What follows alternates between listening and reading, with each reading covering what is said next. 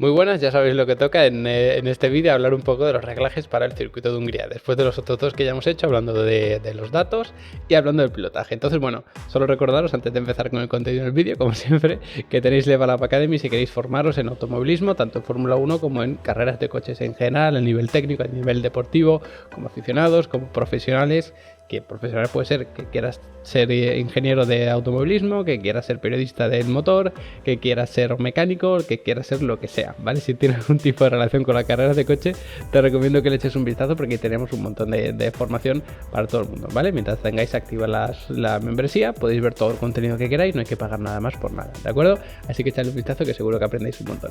Pero bueno, pasando ya con el contenido de hoy rápidamente, hablaremos en primer lugar sobre la carga aerodinámica, que es como el gran tema en cuanto a los reglajes de la Fórmula 1. Aquí la carga aerodinámica es muy alta. ¿Significa esto que es extrema como podría ser por ejemplo en Mónaco? No debería, porque para Mónaco de hecho los equipos tienen incluso configuraciones del desarrollo del propio elemento, ¿vale? Del propio diseño, no solo a nivel de reglaje, que son exclusivos para Mónaco. Es decir, tienen unas piezas que solamente se van a utilizar en Mónaco, quizá podría ser en Singapur, que también es un circuito demasiado revirado. Pero en Hungría sí que es verdad que se dice que es como un poco el Mónaco del Este, ¿no? Porque es un circuito que es constantemente curva al lado de otro y demás. Pero tenemos una recta de meta que cobra especial importancia. Incluso entre las curvas 1 y 2 se puede considerar que es relativamente importante y luego entre las 2 y la 4 también influye esa velocidad punta. Por lo tanto, sí que se pone muchísima carga aerodinámica, muchísimo más que en Francia, por ejemplo, que ha sido el último circuito, pero quien tenga un poco más de eficiencia aerodinámica, es decir, que consiga esa misma carga pero con menos drag va a ganar muchísimo. Quien tenga una unidad de potencia que empuje más, pues también va a tener mucho más ganado, porque con la misma carga aerodinámica va a poder alcanzar más velocidad punta. Y quizá también veamos equipos que pongan un poquito menos de carga que el resto para conseguir pues, ganar posición y defenderse en esa recta de meta, especialmente que es el punto claro de adelantamiento. Ojo con descargar los coches porque, como siempre decimos, también va a influir en la confianza que tenga el piloto con el coche, porque es más complicado conducir un coche con menos agarre por menos carga aerodinámica que uno que está más cargado. Y punto número 2, influye también en el desgaste. Por ejemplo, en el Gran Premio de Francia vimos a un Red Bull que descargó bastante los coches comparado con, por ejemplo, con Ferrari, y se notó como el ritmo era inferior, que eso puede ser por rendimiento puro del coche, pero también desgastaba mucho más que el Ferrari, que era algo a lo que no estábamos acostumbrados. Entonces, ojo con esto porque puede ser un problema en Hungría, quitar el Pirelli la gama media de neumáticos, C2, C3, C4, y es un poco para cubrirse, porque podemos tener temperaturas muy altas que degraden mucho, podemos tener algún susto, puede que de repente pues llueva, la pista esté helada y apenas haya degradación. Entonces, bueno, tenemos esa gama intermedia de neumáticos y nadie sabe realmente hasta qué punto van a degradar los neumáticos ahí, ¿vale? Porque la abrasión del asfalto no es muy alta, las cargas laterales, ese estrés lateral tampoco es excesivo, el longitudinal tampoco. Pero bueno, es un circuito que puede ser un poco traicionero con la degradación, entonces nadie tiene del todo claro cómo va a ser esa degradación. En cualquier caso, seguimos hablando de aerodinámica. El balance debería estar quizá un poco adelantado en el sentido de que tener más carga en el alerón delantero te permite entrar mejor en curva, pero si lo atrasas vas a tener más estabilidad. Y yo creo que aquí los equipos van a jugar bastante con esto, porque la mayoría de curvas, que es de pegar un volantazo, entrar rápido en las curvas, se toca un poquito el pedal del freno. Entonces tú lo que puedes hacer es atrasar el balance aerodinámico para que aerodinámicamente el coche sea muy estable, algo muy importante aquí porque para que el piloto esté un poco más tranquilo y no se encuentre sustos, y luego jugar con otros reglajes para que el coche sí que sea nervioso y entre bien en curva, ¿vale? Como por ejemplo los frenos, que lo vamos a ver un poquito más tarde. Entonces, ojo con esto. Carga aerodinámica alta y quizá un poquito atrasada si luego vas a jugar con el resto de los reglajes. Este es el gráfico de la velocidad, ¿vale? Que os lo he enseñado también en otros vídeos. Entonces, cuando más influye la aerodinámica es cuando tenemos curvas muy rápidas, como por ejemplo esta de aquí, influiría mucho la carga aerodinámica, todas estas de aquí influiría también, esta de aquí. Ahí es donde tienen una gran importancia la carga aerodinámica. Luego en esta de muy baja velocidad, la que tenemos al final del circuito, pues lógicamente un poco sí que va a influir, pero no tanto, porque claro, la carga aerodinámica crece exponencialmente con la velocidad. Si tú multiplicas por 2 la velocidad, no multiplicas por 2 la carga, sino que la multiplicas por 4. Entonces eso es absolutamente clave, porque si tú quieres ir, por ejemplo, más rápido en la curva número 1, pues bueno, tener más carga sí que te va a ayudar un poco, pero no tanto como te va a ayudar, por ejemplo, en las curvas que tenemos un poquito más adelante, ¿vale? Está, por ejemplo, la curva número 4, aquí tenemos la 5, aquí la chicane de la 6 y la 7, pues todo eso, ¿vale? Entonces, ojo con la carga. Y si descargas un poquito más el coche, al final de la recta de meta vas a poder alcanzar una velocidad punta más alta. Aquí justo antes de la curva número 2 también vas a poder alcanzar una velocidad un poquito más alta y sobre todo luego aquí antes de la curva número 4. Entonces, en el primer sector y quizá principio del segundo, pero sobre todo primer sector, quien tenga más velocidad punta se va a notar como marca mejores tiempos. Tema de las suspensiones. Es muy importante, sobre todo en el último sector, donde tenemos esa curva más lenta, que el coche pues sea, digamos que fácil meterlo en curva, ¿de acuerdo?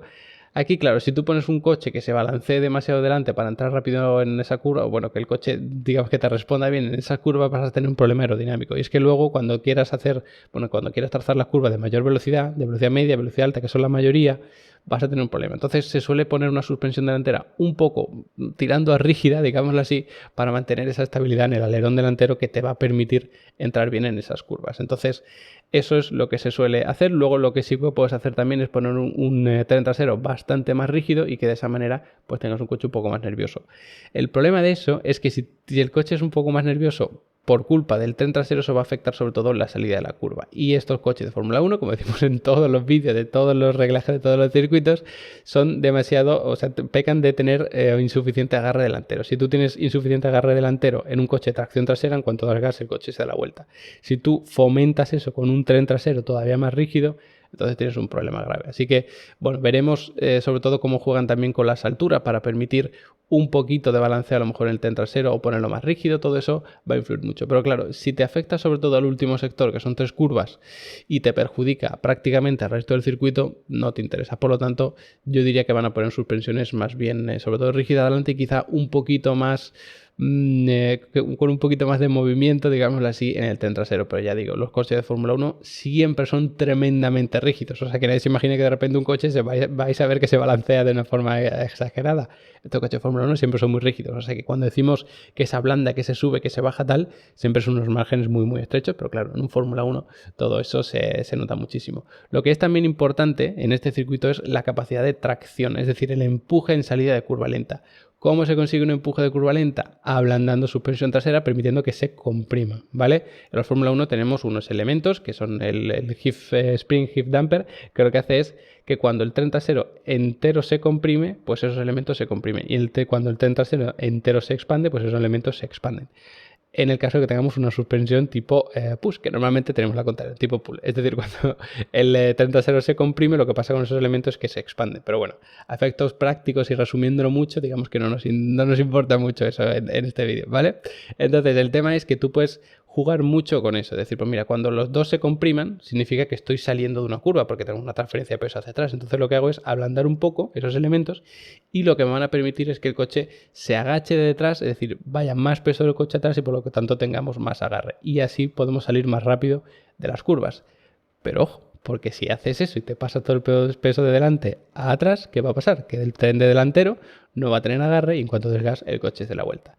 Por eso es muy importante tener esa quizá estabilidad aerodinámica, por otra parte, que te permita que el coche vaya siempre relativamente estable, sabiendo que luego vas a jugar con esto, ¿de acuerdo? Y además recordad que tener esas suspensiones traseras un poquito más blandas también te permite que el coche sea más estable en salida, en el sentido de que se puede balancear un poquito más, ¿vale? Eso normalmente hace que el coche se vaya hacia afuera.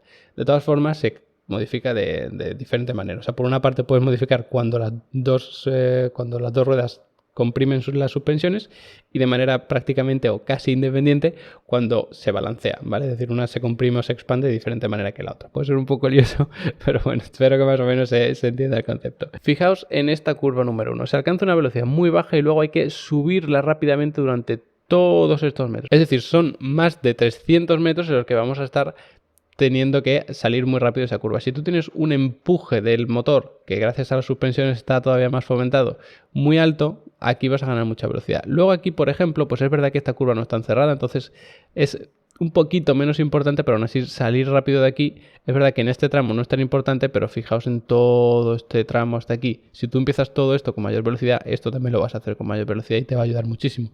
En este tramo, por ejemplo, pues no es tan importante, pero luego al final sí que lo es, ¿de acuerdo? No clave como la primera curva o la segunda, que son los puntos más importantes para tener mucha tracción, pero sí un poco, porque fijaos que no tenemos una recta muy fuerte, pero la velocidad es muy baja. Entonces, si tú este empuje lo haces más rápido, pues incluso lo mejor puedes rascar alguna décima, y aquí igual. Luego la curva 14 no es tan cerrada, por eso no se alcanza una velocidad tan baja y por eso no es tan importante la tracción. O sea, cuanto menor sea la velocidad en el vértice de la curva y más tramo de recta tenga después, más importante es la tracción. Aquí, pues el tramo de recta es muy largo, es muy importante, pero la velocidad alcanzada en el vértice de la curva no es muy baja, ¿vale? Por eso aquí la importancia es relativa. Y luego podemos hablar de otros reglajes, sobre todo los que se hacen desde el volante. Quiero hacer hincapié en el freno y en el diferencial, que luego puedes modificar también el tema del par.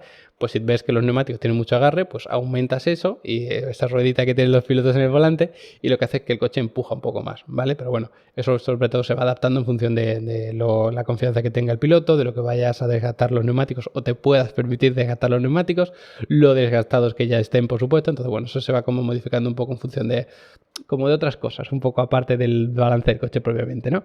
Entonces, ¿qué se hace con el tema de los frenos? Se puede modificar la presión máxima de freno, se puede modificar el balance, cuánto freno de delante, cuánto de detrás, y se puede modificar también cuánto retiene el motor cuando yo reduzco marcha. Aquí pues se puede jugar mucho con el tema del freno, porque ya os he dicho, sobre todo en el segundo sector, mejor dicho, en esas series enlazadas rápidas uno de otro, tú no quieres tener que pegar un frenazo muy fuerte y meter el coche. Tú lo que quieres es que en cuanto frene un poquito el coche se me cruce.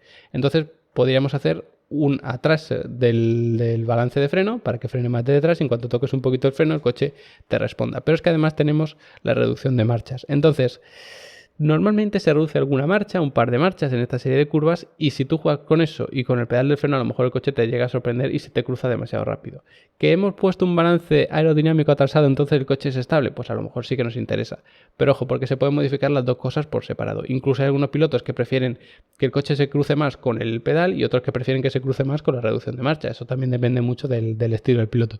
Pero es muy importante jugar con eso. Al igual que estar jugando también con el diferencial. El diferencial es, breve resumen, reparte el par entre la rueda trasera izquierda y trasera derecha. Entonces, si tú lo desbloqueas, el coche va a girar más porque la rueda exterior puede ir más rápido que la interior, entonces el coche gira más. O lo puedes bloquear para conseguir mayor agarre y mayor empuje. Aquí hay varias claves. Por ejemplo, para la curva número 1, tú pues, dices, mira, lo voy a desbloquear, sobre todo también para el último sector, que son curvas más cerradas, pues dices, mira, lo desbloqueo, porque así el coche me va a entrar rápido en curva y no voy a tener digamos que ese bloqueo que lo que hace es bloquear, valga la redundancia, la entrada a curva. Pero luego, a lo mejor en esa serie de curvas del segundo sector que son más rápidas, sí que te interesa bloquearlo un poco más, porque tú lo que quieres es tener mayor empuje y sabiendo que el freno ya te va a ayudar a meter el coche, ese diferencial bloqueado te puede dar un extra de agarre y alcanzar mayores velocidades ahí. Entonces quizá por ahí sí que se puede jugar, porque además como lo pueden hacer los pilotos del volante, pueden ir jugando constantemente.